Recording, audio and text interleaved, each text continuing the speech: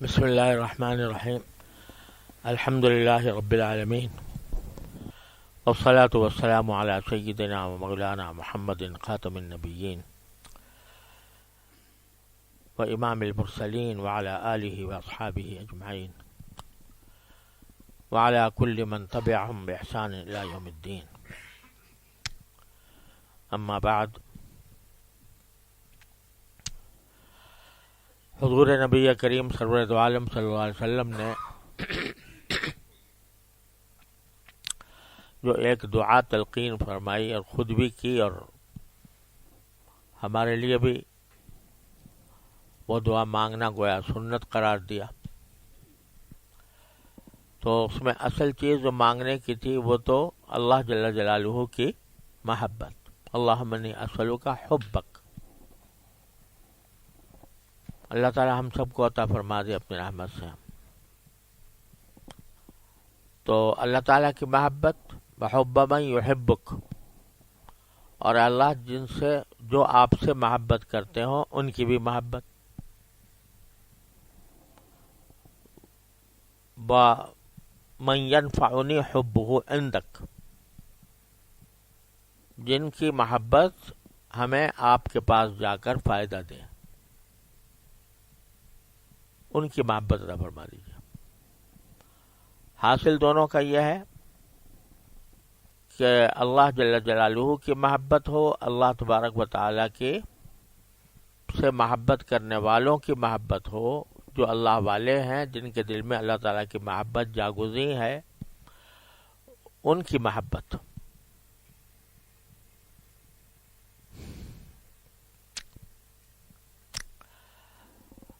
کیا ان سے فائدہ حاصل ہوتا ہے؟ پچھلے دنوں کچھ بات چیت کی گئی ہے.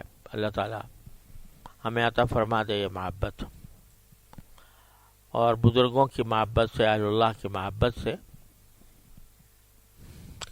بندے کی جو ترقی ہوتی ہے، اصلاح ہوتی ہے، اور خود اس کے دل میں اللہ جل جلالہ کی محبت جس طرح جاگزیں ہوتی ہے، وہ اور کسی چیز سے ہونا مشکل ہے. کتابیں پڑھنے سے نہیں ہوتی. کتابیں پڑھنے سے علم آ جاتا ہے، لیکن عشق وہ کسی کتاب سے نہیں ہوتا. وہ عشق والوں کی صحبت سے ہوتا ہے. تو عقل، جب تک عقل اور جو مجرد علم ہے، جب تک آدمی اس کے پیچھے پڑا رہتا ہے تو وہ ایک عجیب قسم کی ذہنی آسودگی میں بظاہر رہتا ہے، ذہنی لطف بھی آتا ہے اس میں، لیکن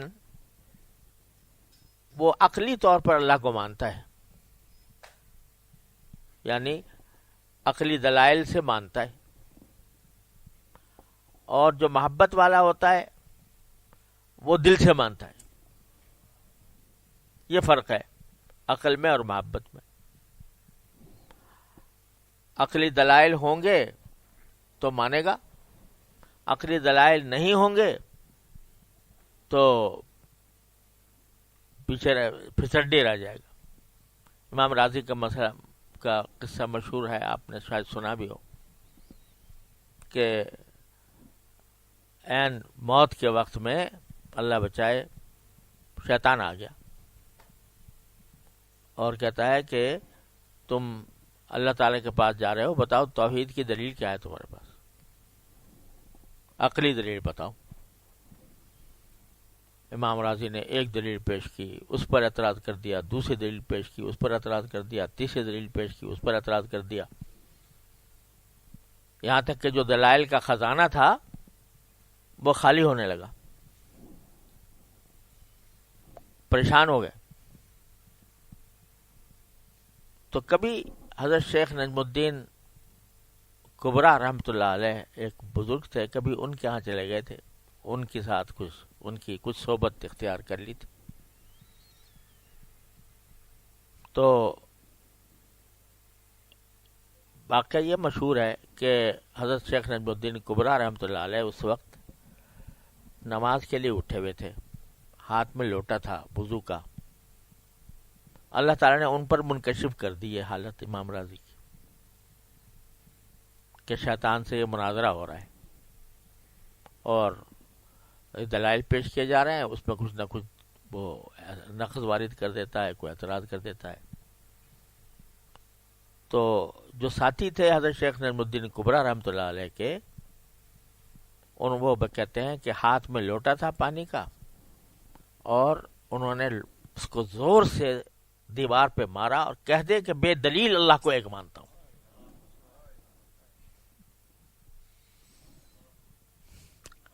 اللہ تبارک و تعالیٰ نے آواز پہنچا دی امام راضی تک. تو یہ فرما دیا تو دلیل کا مطالبہ کر رہا ہے، میں بے دلیل مانتا ہوں اللہ کو ایک. تو وہ عقل تھی، یہ محبت تھی. تو میں نے ایک شعر میں کہا ہے کہ فکر منزل سے پرے سود و زیاں سے آگے، وادی عشق ہے کیوں اور کہاں سے آگے. عشق کے در پہ ملی راحت ایمان و یقین، عشق کے در پہ ملی راحت ایمان و یقین، عقل بڑھتی ہی نہ تھی وہم و گمان سے آگے. عقل بڑھتی ہی نہ تھی وہم و گمان سے آگے. تو علم کلام اٹھا کے دیکھو، سارا عقلی دلائل سے بھرا ہوا ہے. تو جب آدمی صرف عقل سے مانتا ہے اللہ تبارک و تعالیٰ کو کہ بھئی عقلی دلائل سے مان رہا ہوں اللہ، تو لیکن محبت اور عشق کی آگ نہیں جلی ہوتی، تو وہ عقلی دلائل جو ہیں وہ ایک حد تک ساتھ دیتے ہیں. لیکن وہ جو مقصود ہے کہ تعلق اللہ جل جلالہ سے ایسا ہو جائے جیسا آقا کا بندے سے ہوتا ہے، خالق کا مخلوق سے ہوتا ہے، وہ محبت سے حاصل ہوتا ہے. اگرچہ وہ محبت پیدا ہوتی ہے، راستہ اس کے عقلی دلائل ہی ہوتے ہیں، لیکن عقلی دلائل کے ذریعے پھر جب بندہ اس عقل سے آگے محبت کے علاقے میں قدم رکھتا ہے تو پھر وہ ایسی مستحکم ہو جاتی ہے کہ اس کو کوئی ہلا نہیں سکتا. اللہم انی اسألک ایمانا یباشر قلبی، اے اللہ میں آپ سے ایسا ایمان مانتا ہوں جو میرے دل پر چمٹ جائے، دل سے چمٹ جائے، عقل سے نہیں، دل سے چمٹ جائے، دل سے چمٹ جائے. تو یہ چیز جو ہے نا، یہ حاصل ہوتی ہے بزرگوں کی صحبت سے. جب محض کتاب پڑھ لینا یہ کافی نہیں ہوتا، ظاہری علم حاصل کر لینا تنہا کافی نہیں ہوتا، کیونکہ یہ سلسلہ حضور نبی کریم سرورت عالم صلی اللہ علیہ وسلم کے وقت سے اس طرح چلا کہ آپ نے کوئی باقاعدہ کورس بنا کر اور باقاعدہ نصاب بنا کر اصحاب صفہ کو نہیں پڑھایا کہ بھئی پہلے یہ پڑھ لو ایمانیات اور پھر طہارت اور پھر صلاۃ اور پھر زکوٰۃ اور پھر حج اور پھر کوئی کورس بنا کے نہیں، بلکہ ان کا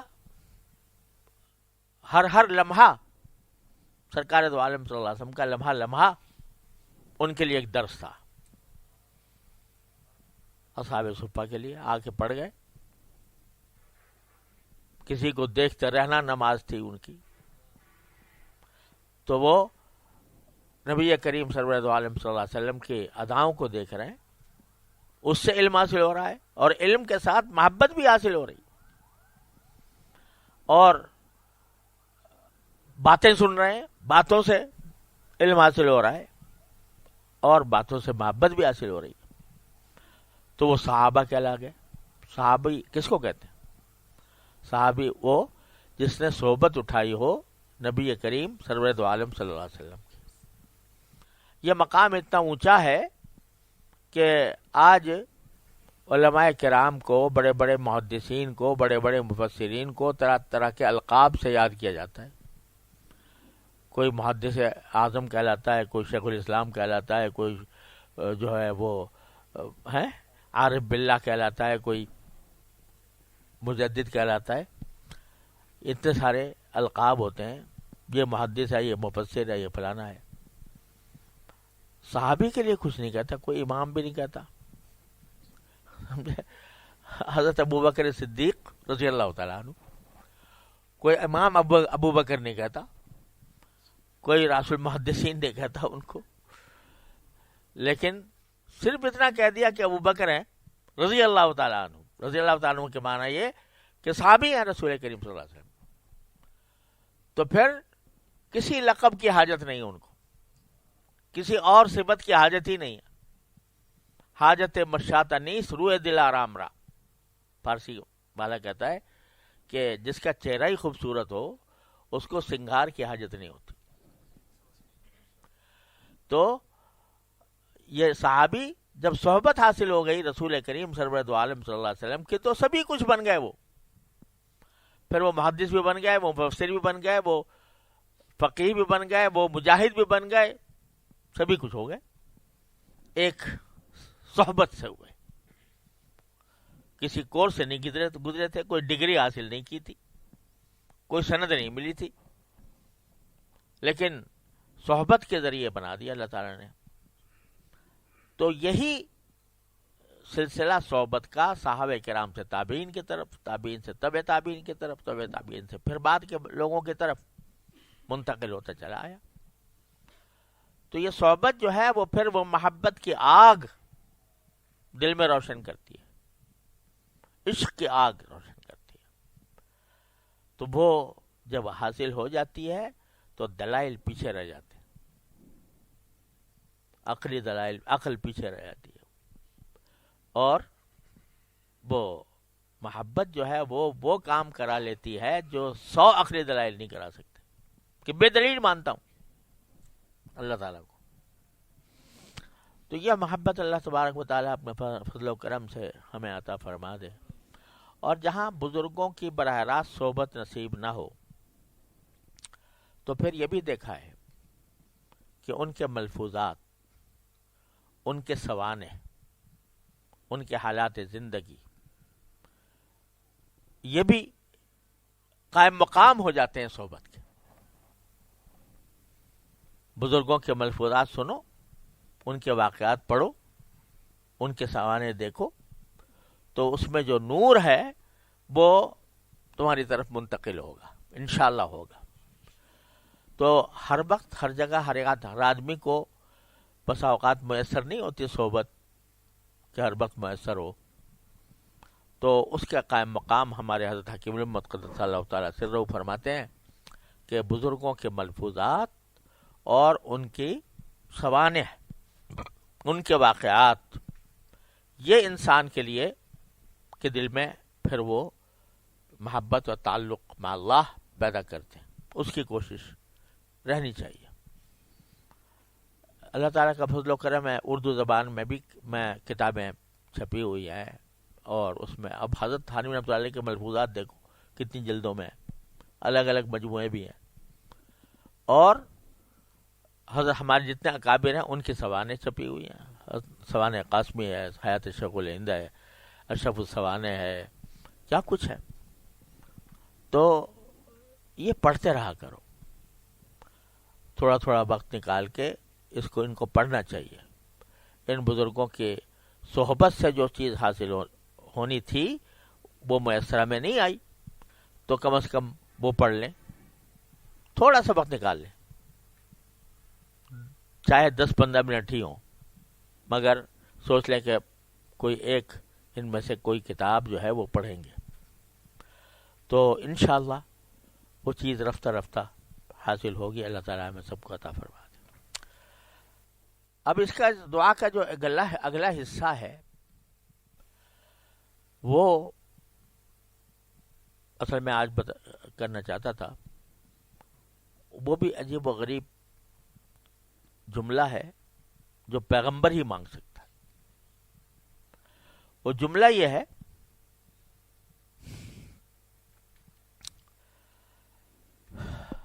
اللہم فکما رزقتنی مما احب فاجعلہ قوۃ لی فیما تحب وما ذبیت عنی مما احب فاجعلہ فراغا لی فیما تحب. عجیب جملہ ہے کہ اللہ آپ نے مجھے میری پسند کی جو چیزیں عطا فرمائی ہیں، میری پسند کے جن کو میں پسند کرتا ہوں، وہ چیزیں مجھے جو عطا فرمائی ہیں ان کو ذرا ذریعہ بنا دیجئے ایسے کاموں کا جو آپ کو پسند ہے.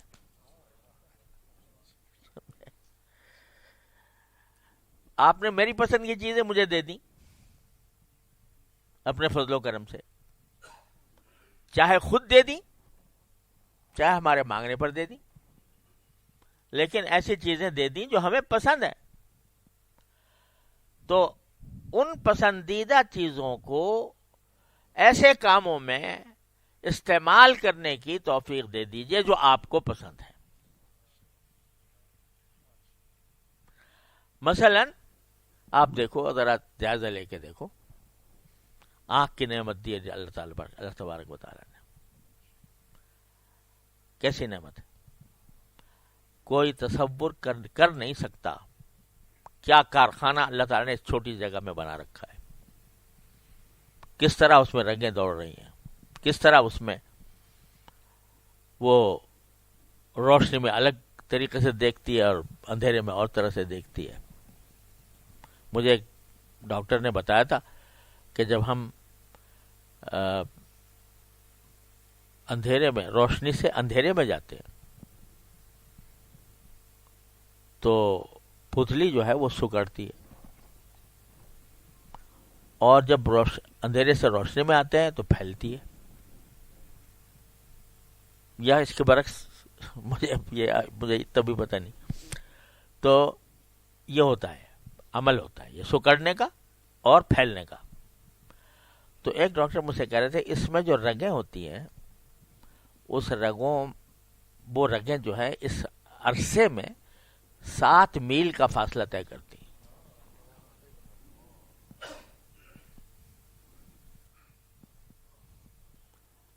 یعنی پھیلنے اور سگڑنے میں کیا کیا رگیں ہیں، کیا کیا پٹھے ہیں، خلائی جانے. وہ جو فاصلہ طے کرتے ہیں وہ 7 میل کا فاصلہ طے کرتے ہیں. ابھی ایک ڈاکٹر صاحب بتا رہے تھے کہ جو تم یوں ہاتھ بڑھا کے پکڑ لیتے ہو کوئی چیز، تو دماغ سے لے کر ہاتھ تک 113 سگنل آتے ہیں. یہ اٹھا لیا گلاس میں، اور 113 میں سے ایک بھی اگر سگنل بند ہو جائے ختم، نہیں اٹھا سکتے. تو کیا کارخانہ اللہ تعالیٰ نے لگایا ہوا ہے. آنکھ کی نعمت دے رکھی ہے مفت، کوئی پیسہ خرچ نہیں ہوا، کوئی مشقت نہیں اٹھائی اس کو حاصل کرنے میں، دے دی اللہ میں نے مفت. قدر اس لیے نہیں ہو رہی کہ مفت مل گئی. اور اس سے پوچھو کہ جس کے پاس یہ نعمت نہیں ہے، یا ایک مرتبہ حاصل ہونے کے بعد خدا نہ کرے چھننے لگے، ساری دنیا کی دولت خرچ کر دے گا کہ کسی طرح میری بینائی واپس آ جائے. تو یہ وہ چیز ہے جو اللہ نے دے رکھی ہے ہماری پسند کی. ٹھیک ہے، تو اللہ جب آپ نے ہماری پسند کی یہ چیز عطا فرمائی ہے تو آپ اس کو استعمال بھی ان کاموں میں فرمائیے کہ جو آپ کو پسند ہے. وہ آپ کو کیا پسند ہے کہ آپ مثلا قرآن کو دیکھو تو اللہ کو پسند ہے، کعبہ دیکھو اللہ تعالیٰ کو پسند ہے، اپنے والدین کو محبت کی نگاہ سے دیکھو اللہ تعالیٰ کو پسند ہے، یہاں تک کہ اپنی بیوی کو بھی محبت کی نگاہ سے دیکھو وہ بھی اللہ کو پسند ہے. اور مناظر دیکھو قدرت کے، اور اس سے اللہ تبارک و تعالیٰ کی قدرت اور حکمت بالغہ پر استدلال کرو. ان فی خلق السماوات والارض واختلاف اللیل والنہار لآیات لأولی الالباب الذین یذکرون اللہ قیاما وقعودا وعلی جنوبہم ویتفکرون فی خلق السماوات والارض. تو اگر آنکھ استعمال ہو ان کاموں میں جو اللہ کو پسند ہے، وہ چیزیں میں دیکھ رہا ہوں، تو اس آنکھ کا صحیح حق ادا ہو گیا.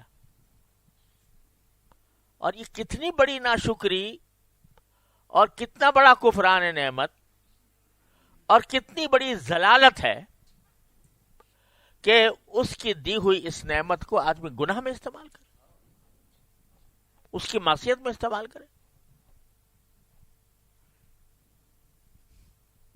جس کو اس نے ہماری پسند کی چیز عطا فرما دی، اس کو ہم اس کی معصیت میں استعمال کریں. ایسی چیزیں دیکھیں، اس نگاہ کو اس کام میں استعمال لگائیں جو اللہ بچائے جہنم میں لے جانے والی. تو دعا یہ فرما رہے ہیں نبی کریم صلی اللہ علیہ وسلم کہ دو ہماری پسند کی چیز آپ نے ہمیں عطا فرمائی تو اس کو ذریعہ بنا دیجئے اپنی پسند کے کاموں کو. اگر بنا دے اللہ تبارک و تعالی، ہر چیز کو دیکھ لو. زبان ہے، زبان اللہ نے دے رکھی ہے، چل رہی ہے. جب سے بچے سے بولنا سیکھا ہے اس وقت سے چل رہی ہے، اور بے مہار چل رہی ہے، مسلسل چل رہی ہے. جو کہنے کے چاہتے ہیں کہہ دیتے. جن کو یہ دولت حاصل نہیں ہے تو اللہ بچائے وہ کیسی مشکل میں ہوتے ہیں. جذبات کا اظہار کرنا چاہتے ہیں، اپنی بات دوسرے تک پہنچانا چاہتے ہیں، لیکن نہیں پہنچا پاتے. میں نے ایک شخص کو دیکھا کہ اس کے زبان میں اور کچھ گلے میں کوئی مسئلہ ہو گیا تھا، تو وہ بول نہیں سکتا تھا. تو اس کو ایک آلہ دیا ہوا تھا ڈاکٹروں نے، جب کوئی بولنا چاہتا تو یہاں لگاتا تھا گلے کے اوپر، لو کے دباتا تھا، پھر بولتا تھا تو آواز بھی کچھ جانوروں کی سی آتی تھی. تو میں دیکھتا تھا کہ جب وہ کوئی بات کرنا چاہتا ہے جلدی سے وہ تلاش کرتا ہے وہ آلہ آئے تو میں لگاؤں اور کچھ بولوں. اب کہنا چاہ رہا ہے لیکن اگر آلہ ہٹ کہیں گم ہو گیا، کچھ ہو گیا تو بات کہنا چاہتا ہے نہیں کہہ سکتا. کوئی کام کرنا چاہتا ہے نہیں کہہ سکتا. کسی سے محبت کا اظہار کرنا چاہتا ہے نہیں کر سکتا. اللہ نے مفت دے رکھا ہے، یہ زبان دے رکھی ہے مفت. تو اے اللہ جب یہ زبان آپ نے وہ چیز دی ہے جو میری پسند کی ہے، پسند کی ہے کہ نہیں ہے؟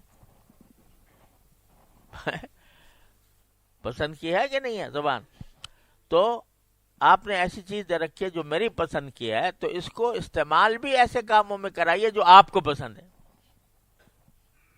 یہی زبان ہے، اس کے ذریعے آدمی جہنم کے 7ویں طبقے سے نکل کر جنت کے اعلیٰ درجے میں پہنچ جاتا ہے. کافر تھا، پڑھ لیا اشہد ان لا الہ الا اللہ اشہد ان محمد رسول اللہ، کہاں سے کہاں پہنچ گیا. اور یہی زبان ہے، اس کے ذریعے اللہ کا ذکر کر لو، سبحان اللہ کہہ لو، الحمدللہ کہہ لو، لا الہ الا اللہ کہہ لو، اللہ اکبر کہہ لو، پورا ملا کے کہہ لو سبحان اللہ والحمدللہ ولا الہ الا اللہ واللہ اکبر. تو یہ اس چیز میں استعمال ہو رہی جو اللہ کو پسند ہے. اسی زبان کے ذریعے کسی سے محبت کا بول دو جس کو اس کا دل ٹھنڈا ہو جائے. کسی حاجت مند مصیبت زدہ کی تسلی کر دو. تو یہی زبان اس کام میں استعمال ہو رہی جو اللہ کو پسند ہے. اللہ تعالیٰ چاہتے ہیں کہ میری مخلوق سے محبت کرے. اللہ تعالیٰ چاہتے ہیں کہ یہ میں نے بندہ بنایا ہے تو یہ دوسرے بندوں سے بھی محبت کرے، اور محبت کر کے ان کے ساتھ نرمی کا رویہ اختیار کرے، ان کا دل موہے. اگر دل ٹوٹا ہوا ہے تو کسی کا، تو 2 کلمے بول کر اس کا دل جوڑ دو. زبان اس لیے دی اللہ نے، اس لیے نہیں ہے کہ کینچے کی طرح چلتی رہے اور جھوٹ سچ کا امتیاز نہ ہو، غیبتیں ہوتی رہیں، کسی پر دل آزاری ہوتی رہے، اور ایسی زبان اس طرح چلائے آدمی کہ جس سے دوسرے کا دل ٹوٹے. یہ ہے ناپسند چیزیں. تو اللہ اس کو بھی، اس نعمت کو بھی استعمال کرا لیجئے جو آپ کے پسند کے کام ہے اس میں. تو یہ ایک جملہ ایسا فرما دیا نبی کریم صلی اللہ علیہ وسلم نے کہ اس کی اگر شرح کرو تو پوری انسان کی زندگی اس میں آ جاتی ہے. انسان اللہ تعالیٰ کی نعمتوں کی بارش میں جی رہا ہے، اور حقیقت یہ ہے کہ اگر غور کرو، خود انسان اپنے جسم پر، اپنے جان پر غور کرے تو اس کا جینا، اس کا مرنا قابل تعجب نہیں ہے، جینا قابل تعجب ہے. جی کیسے رہا ہے جس طرح کا نظام. یہ میں بتا رہا ہوں نا، کسی نے بتایا 113 سگنل چاہیے ایک حرکت کے لیے. تو 113 میں سے یار 113 کے 113 ہر وقت موجود رہیں. ایک وہ سگنل کیا ہے، وہ ذرہ برابر ایک غیر مرئی جو دیکھنے میں نہیں آ سکتا وہ ہے. اگر وہ کہیں بھٹک گیا ادھر ادھر تو ختم. تو موت قابل تعجب نہیں ہے کہ میں بیٹھے بیٹھے مر گیا، حیران ہو گیا. حیرانی ہے کہ بیٹھے بیٹھے مر گیا. ارے بھائی موت تو اس کے سر پہ سوارتی ہر وقت. تو اس کا سارا کارخانہ جو ہے وہ ایسے چل رہا تھا کہ ذرا سا کہیں سے کنیکشن ختم ہو اور وہ جائے. تو موت قابل تعجب نہیں ہے، زندگی قابل تعجب ہے. کس طرح اللہ تعالیٰ نے یہ سارا کارخانہ بنا رکھا ہے، لیکن ہم غور نہیں کرتے، قدر بھی نہیں کرتے. تو اللہ تبارک و تعالیٰ کہ جتنی نعمتیں ہیں ان میں سے ایک ایک پہ غور کرتے جاؤ اور اس کو دیکھتے جاؤ کہ وہ کس طرح ان کاموں میں استعمال ہو سکتی ہے جو اللہ کو پسند ہے. ہاتھ ہے، پاؤں ہے، جسم کے دوسرے اعضاء ہیں، وہ اللہ کے پسندیدہ کاموں میں صرف ہوں. اور یہ تو جسم کی نعمتیں ہیں، اور پھر جو کچھ اللہ تعالیٰ نے دے رکھا ہے، گھر دے رکھا ہے رہنے کے لیے. تو اللہ آپ نے یہ نعمت دی ہے میری پسند کی، اپنے پسند کا میں نے گھر لیا ہے، اپنے پسند کا بنایا ہے. تو اللہ اس کو ان کاموں میں صرف فرما دے کہ جو آپ کو پسند ہے.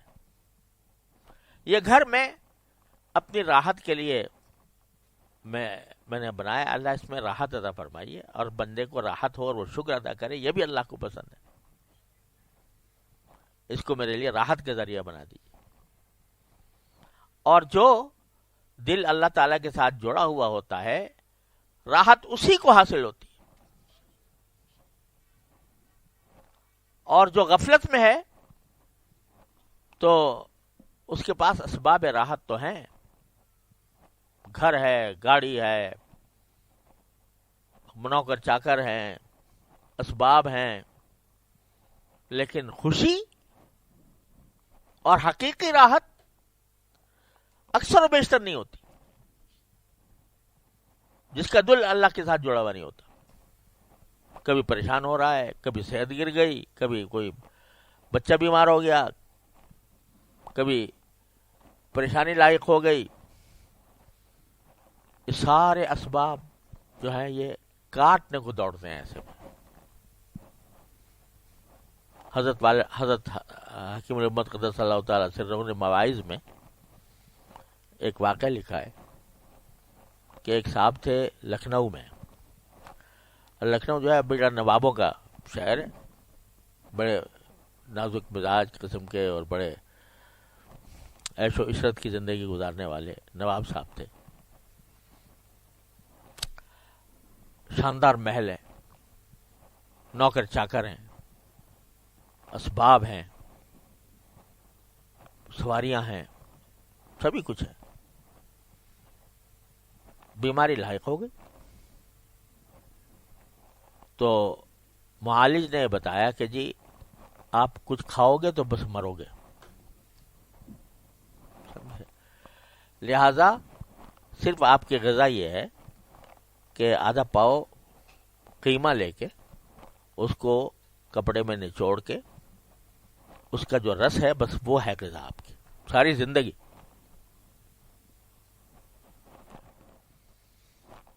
ورنہ اور کچھ کھایا تو مرو گے. اب وہ نواب صاحب ہیں، انواع اقسام کی چیزیں ان کے گھر میں آئی ہوئی ہیں، دولت کی ریل پیل ہے، نوکر چاکر ہیں، جو چاہو منگوا لیں، پیسے ہیں، مگر کھا نہیں سکتے. تو اسباب راحت تو ہیں لیکن راحت نہیں. تو وہ بیٹھے ہوئے تھے ایک دن اپنی محل کی گیلری میں، تو دریا تھا سامنے. دریا کے پار دیکھا کھیت تھے، تو ایک کسان آیا اور آ کے وہ ایک درخت کے نیچے بیٹھا، اپنی گٹھی کھولی، 2 موٹے موٹے مکئی کے روٹ نان وہ نکالے اور ساگ نکالا. سمجھے آپ؟ تو اس موٹے موٹے روٹیوں سے وہ ساگ اس نے کھانا شروع کیا. تو نواب صاحب دیکھ رہے تھے کہ اس کی لذت اس کے چہرے سے آیا ہو رہی تھی کہ وہ کیا مزہ لے رہا ہے اس کا. چہرے سے اس کے نظر آ رہا تھا کہ یہ کیا مزہ لے رہا ہے. اور 2 روٹیاں اتنی موٹی موٹی اس نے بڑی لذت سے کھا کے وہ کھا لی، وہاں دریا سے پانی پیا اور لیٹ کے درخت کے نیچے سو کے خراٹے لینے شروع کر دیے.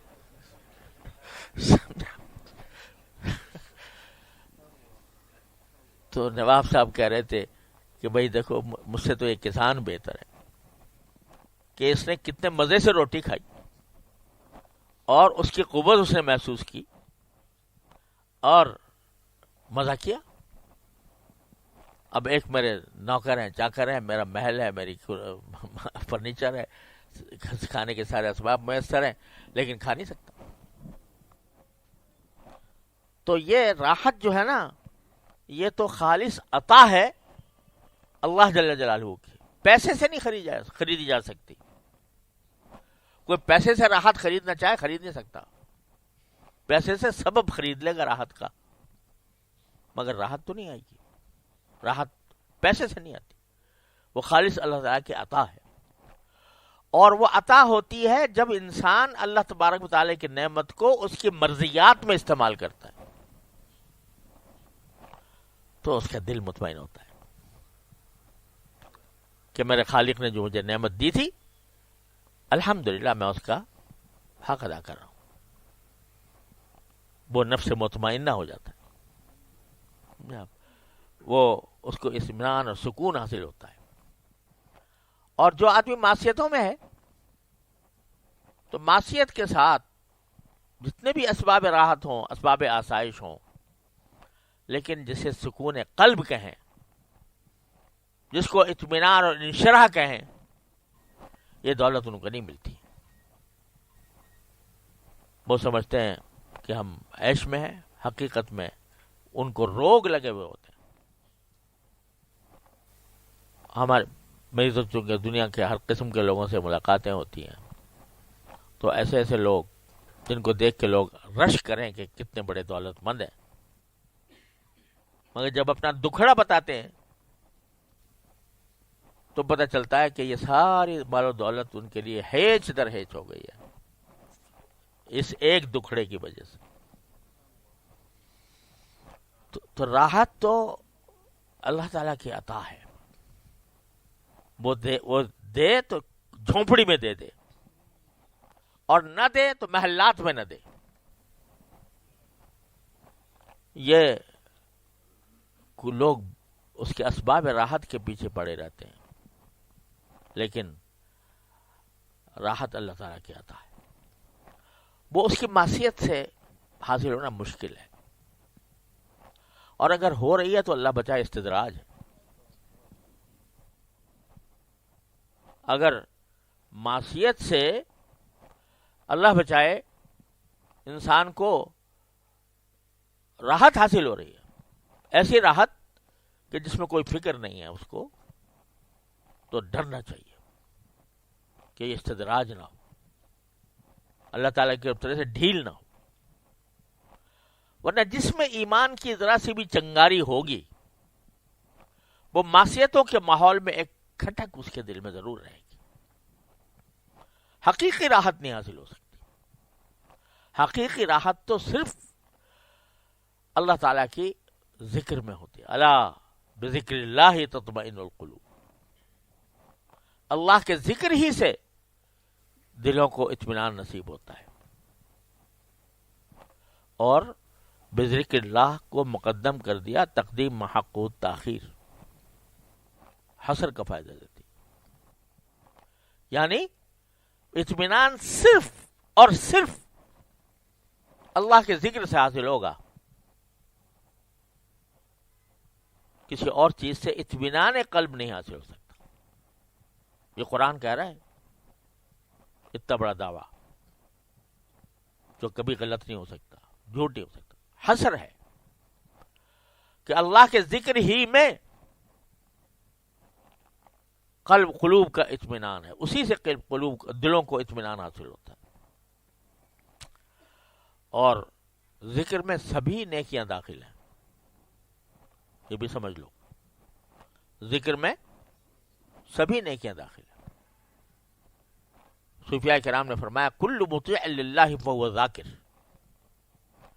جو بھی اللہ کی اطاعت میں کوئی کام کر رہا ہے وہ ذاکر ہے، وہ ذکر کر رہا ہے۔ اگر اللہ کی اطاعت میں تجارت بھی کر رہا ہے اور اس نیت سے کر رہا ہے کہ میں حلال کماؤں، تو وہ بھی ذاکر ہے، کل مطیع للہ فہو ذاکر۔ تو وہ ذکر پھر دلوں میں سما جاتا ہے، دل میں سما جاتا ہے، اور اس کے نتیجے میں انسان جو ہے وہ ہر وقت اس کی لو اللہ تعالیٰ سے لگی ہوتی ہے، تو اطمینان قلب حاصل ہوتا ہے۔ پھر اس کو مصیبتیں بھی دنیا کے مصائب بھی، دنیا کی مشکلات بھی اس کو اس درجہ بے چین نہیں کرتی جو پریشانی کی حد تک پہنچ جائے۔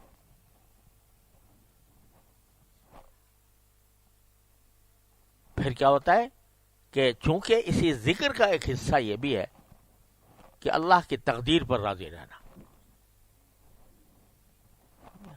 تو اگر مشکل آ گئی ہے، کوئی مصیبت آ گئی ہے، تو وہ یہ سوچتا ہے کہ یار یہ دنیا ہے، یہ جنت نہیں ہے،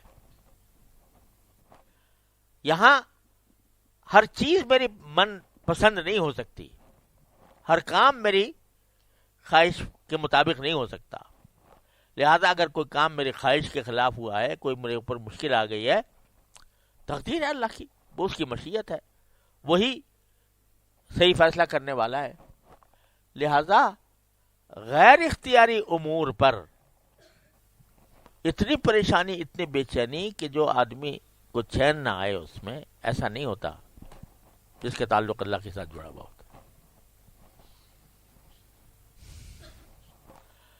ایک مرتبہ کوئی واقعہ تھا، مجھے اب یاد نہیں رہا، جس کے اوپر دل بہت بے چین تھا، بہت زیادہ مضطرب، بہت اضطراب کا عالم۔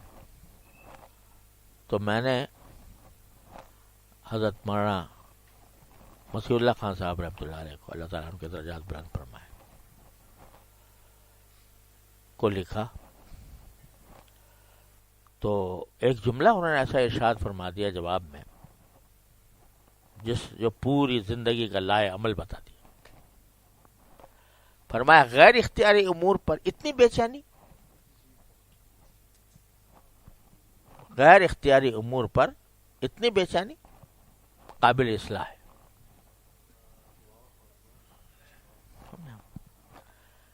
کیا مانا کہ اتنی بے چینی کہ اللہ کی تقدیر پر اطمینان نہیں ہو رہا.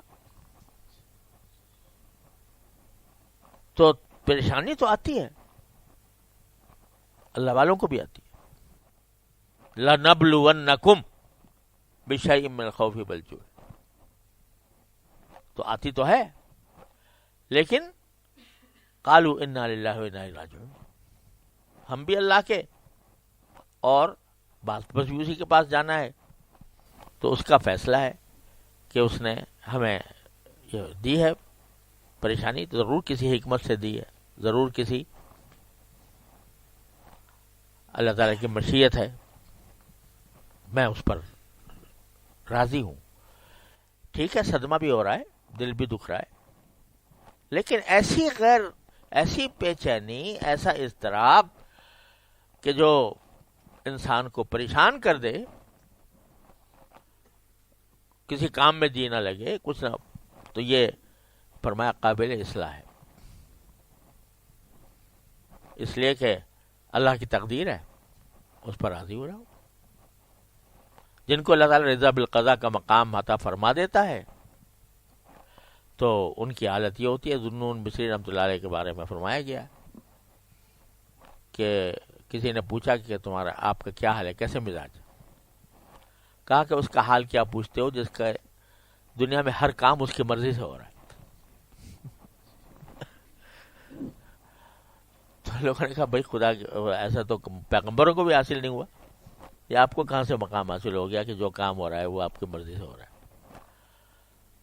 کہنے لگے میں نے اپنی مرضی کو فنا کر دیا اللہ کی مرضی میں، لہذا جو کام اللہ کر رہا ہے وہی اسی پر میں بھی راضی، میں بھی خوش ہوں.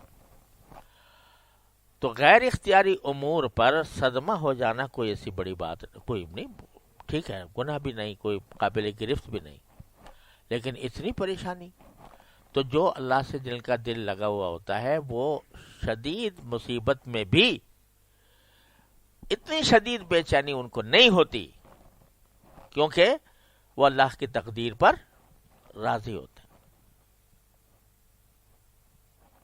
اور اللہ تبارک و تعالیٰ کے ہر فیصلے کو کے آگے سر تسلیم خم کرتے ہیں. اسی دعا کا جو اگلا حصہ آ رہا ہے تو اس میں اس کی بھی عجیب وضاحت فرمائی گئی ہے، لیکن پہلے اس کو اللہ تعالیٰ ہمارے دل میں بٹھائے کہ جو اس کی نعمتیں ہیں دی ہوئی، مکان دے دیا، گاڑی دے دی، سواری دے دی، اس نے کھانے کو رزق دے دیا، اسی لیے جو کھانے کے بعد کی جو دعا ہے نا، وہ دو دعائیں ہیں مسنون. ایک دعا یہ ہے اللہم لک الحمد بما رزقتنیہ من غیر حول منی ولا قوہ، اے اللہ آپ کا شکر ہے کہ آپ نے یہ کھانا مجھے، رزق مجھے عطا فرمایا میری طاقت کے بغیر، میں نے اپنے قوت بازو سے حاصل نہیں کیا، یہ آپ کی عطا ہے. تو اے اللہ آپ کا شکر ہے کہ آپ نے مجھے رزق دیا. ایک تو دعا یہ ہے، یہ صرف دینے کی نعمت کا شکر ہے کہ اس نے دے دیا. دوسری دعا کیا ہے؟ الحمدللہ الذی اطعمنا وسقانا وجعلنا مسلمین. تو وہاں دعا تھی کہ دے دیا، اس کا شکر، اور یہاں کھلا دیا. اب وہ جو نواب صاحب تھے ان کو دے تو دیا تھا لیکن کھلایا نہیں تھا. تو دونوں نعمتوں کا شکر ادا کرنے کے لیے دو دعائیں اللہ تعالی نے نبی کریم صلی اللہ علیہ وسلم، اے اللہ آپ نے دیا، آپ کا شکر، من غیر حول منی ولا قوہ، کہ میرا اس میں طاقت کا کوئی دخل نہیں ہے، جو کچھ بھی دیا آپ نے دیا ہے. اس لیے کہ انسان یہی تو کر سکتا ہے نا کہ بھئی کچھ اسباب جمع کر لے. تاجر ہے دکان کھول کے بیٹھ جائے، گاہک کون بھیجے گا؟ سارے دن بیٹھا رہے گاہک ہی نہیں آتا، کہاں سے کھائے گا، کہاں سے اس کو ملے گا؟ یہ گاہک کے دل میں ڈالنے والا کہ تم وہاں جاؤ اور وہاں جا کر دکان سے خریدو، یہ کون ہے؟ تم نے بیج ڈالا زمین میں، بیج ہی تو ڈالا نا، اس بیج کو کوپل کس نے بنا دیا؟ وہ زمین کا پیٹ چاک کر کے کس طرح باہر آ گئی؟ تو رزقنا من غیر حول منی ولا قوہ، میری کوئی طاقت نہیں تھی، نہ میری طاقت تھی کسی گاہک کو بلا لوں، نہ میری طاقت تھی کہ کوئی مجھے ملازم رکھ لے، نہ میری طاقت تھی کہ میں اس بیج کو کوپل بنا دوں اور اس سے گندم اگا دوں۔ تو اے اللہ آپ کا شکر ہے کہ آپ نے ہمیں دیا، من غیر حول منی ولا قوہ۔ پھر الحمدللہ الذی اطعمنا، اے اللہ آپ کا شکر ہے کھلا بھی دیا۔ تو یہ ساری باتیں توجہ دلا رہے نبی کریم صلی اللہ علیہ وسلم کہ ان نعمتوں کا دھیان کرو۔ کھا گئے علم قلم غفلت کی حالت میں، تو ذرا دھیان کر کے کھاؤ کہ یہ اللہ کی نعمت ہے، اور پھر اس نعمت کو ان کاموں میں خرچ کرو جو اللہ کو پسند ہے۔ کیا پسند ہے؟ کہ کھانا کھاتے رہو، اللہ کا شکر ادا کرتے رہو، بعد میں بھی کرو، درمیان میں بھی کرو، اور اس کھانے سے جو قوت حاصل ہو اس قوت کو اللہ کی طاعت میں صرف کرو۔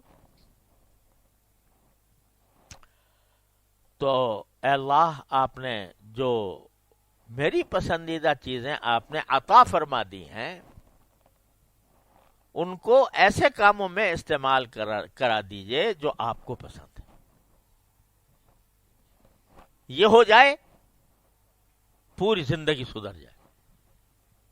زندگی کا کوئی گوشہ ایسا نہیں ہے جو اس میں سبانا گیا ہو۔ جو نعمت بھی ملی ہے وہ اللہ کی عطا، اور عطا کے ساتھ اس کا شکر میں استعمال کرے، اللہ کی طاعت میں استعمال کرے۔ تو ایک جملہ جو اگر قبول ہو جائے ہمارا، یہ ایک جملہ کہ اللہ جو نعمتیں آپ نے مجھے میری پسند کی عطا فرمائی ہیں اپنے پسند کے کاموں میں اس کو صرف کرا لے، اتنی دعا قبول ہو جائے بیڑا پار ہے۔ سمجھا؟ تو بھائی یہ توجہ اصل میں دلانے کی بات ہے کہ زندگی غفلت میں نہ گزارو، مزے لے رہے ہو چیزوں کے اور یہ خیال نہیں آتا کہ کہاں سے آ گئے یہ مزے، کس نے دیے ہیں، کس کی عطا ہے۔ اگر دھیان اس طرف جانے لگے تو بندہ کے اندر عشق بھی پیدا ہو جائے، محبت بھی آ جائے، اور اللہ تعالیٰ کے ساتھ تعلق بھی پیدا ہو جائے۔ ایک مرتبہ ہم ہمارے حضرت عارف قدس صلی اللہ تعالیٰ سرہ کے ساتھ ایک دعوت میں تھے، تو حضرت فرمانے لگے کہ ذرا غور کرو آج اس کھانے میں کتنی نعمتیں جمع ہیں۔ ایک تو یہ کہ کھانا ہے بذات خود ایک نعمت، اچھا ہو برا ہو، اگر بھوک لگی ہو، بھوک سے مر رہا ہو آدمی، تو وہ پھر ذائقے کی طرف کا دھیان نہیں جاتا، ذائقہ کیسا ہو، اس کو تو اس وقت کھانے کو چاہیے، کچھ بھی ہو، بد مزہ بھی ہو مگر اس کو مزہ آتا ہے، اس کو دیکھ۔ تو کھانا ایک نعمت، پھر اس کھانے کا لذیذ ہونا یہ دوسری نعمت۔ کھانا پکا ہوتا لیکن بے طرح پکا لیا کسی نے، تو کھانا تو ہے لیکن لذت والا نہیں ہے، یہ دوسری نعمت ہے۔ پھر یہ کہ کھانا بھی ہے، لذت والا بھی ہے، لیکن کوئی ذلت سے کھلا رہا ہے، ذلیل کر کے، ذلیل کر کے لے جا کھا لے یہ، سمجھے؟ تو اے طائر لاہوتی، اس رزق محتج جس رزق آتی ہو پرواز میں کوتاہی، تو عزت سے کھلا رہا ہے کھلانے والا محبت سے کھلا رہا ہے. یہ تیسری نعمت. کھانا بھی ہے، اچھا بھی ہے، لذیذ بھی ہے، عزت سے بھی کھلا رہا ہے، لیکن پیٹ ہی خراب ہے، سمجھے؟ تو سب کچھ موجود ہے لیکن کھا نہیں سکتا. تو پیٹ خراب نہ ہونا، یہ چوتھی نعمت. کھانا ہے، اچھا ہے، پیٹ بھی خراب نہیں ہے، آدمی عزت سے بھی کھلا رہا ہے، لیکن بھوک نہیں ہے. بھوک نہیں ہے تو سیاہ چونگا چانگی کرنے کی اور کیا کرے گا؟ تو بھوک ہونا بھی ایک مستقل نعمت. پھر اگر یہ سبھی کچھ ہو، بھوک بھی ہے، وہ کھانا بھی ہے، اچھا بھی ہے، عزت سے بھی کھلا رہا ہے، مزیدار بھی ہے، کوئی خبر ایسی آ گئی،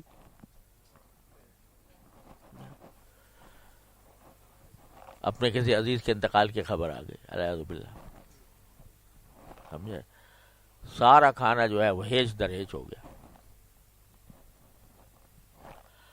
تو الحمدللہ پرسکون ماحول ہے، کوئی ایسی پریشانی کی خبر نہیں ہے، ایک مستقل نعمت.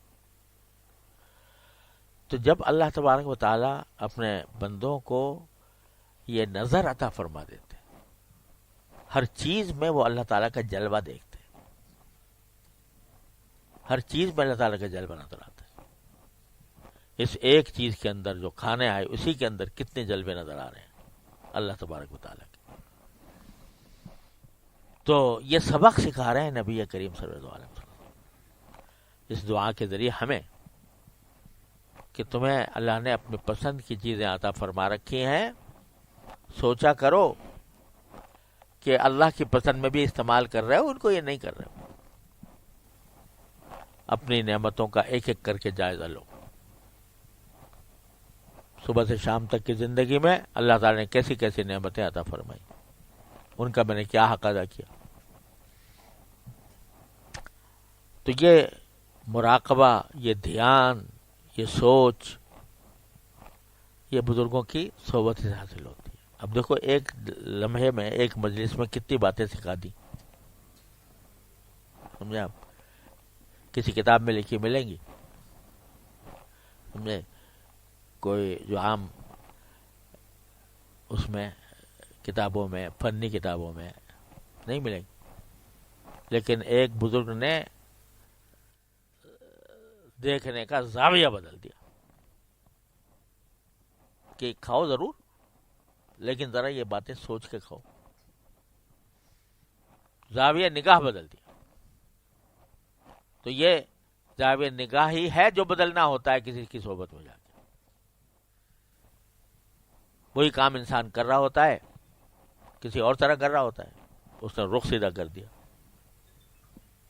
تو وہی کام جو ہے وہ نیکی بن گیا، وہ عبادت بن گیا، وہ اللہ تعالیٰ تک پہنچنے کا ذریعہ بن گیا. یہ چیز حاصل ہوتی ہے بزرگوں سے. اللہ تبارک و تعالیٰ اپنے فضل و کرم سے ہمیں اپنی نعمتوں کو پہچاننے کی توفیق عطا فرمائے. دھیان بھی نہیں جاتا نا، بہت سی نعمتیں ایسی ہیں جن کی طرف دھیان بھی نہیں جاتا، اور مل رہی ہیں، غفلت کے عالم میں ہم استعمال کر رہے ہیں، دھیان نہیں جا رہا. تو ذرا سوچنے کی جب آدمی بندہ عادت ڈالتا ہے اس نقطۂ نظر سے، تو اس کو ہر چیز میں اللہ کا جلوہ نظر آتا ہے. میں کہتا ہوں بیت الخلاء کے اندر بھی اگر آدمی ہے تو وہاں بھی وہ غلاظت بھی اللہ تعالیٰ کی معرفت کا ذریعہ ہو سکتی ہے، کہ کس طرح اللہ نے میرے جسم سے یہ غلاظت خارج کرتی. اگر یہ اندر رہ جاتی تو کیا فساد مچاتی, اور جب رہ جاتی ہے تو دیکھو کیسا بے چین پھرتا ہے بندہ. تو وہ بھی سکھا دیا نبی کریم صلی اللہ علیہ وسلم کہ جب باہر نکلو تو یہ کہو الحمدللہ الذی اذهب عنی الاذى وعافانی, یہ گندگی مجھ سے دور کر دی اور مجھے عافیت عطا فرما دی. تو بس یہ اگر عادت پڑ جائے, اللہ تعالی ہم سب کو عادت یہ ڈال دے کہ اللہ جل جلالہ کے نعمتوں کو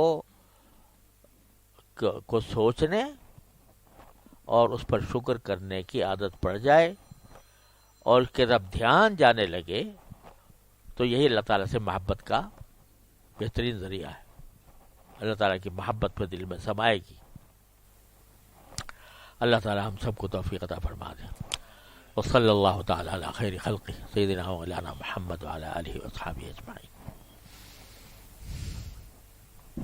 اذان ہو رہی ہوگی, ٹائم ہو گیا نا. صحیح.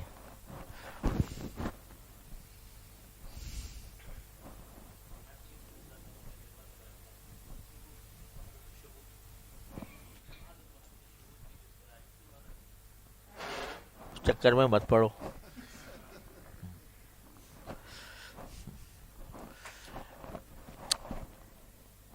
لیکن یہ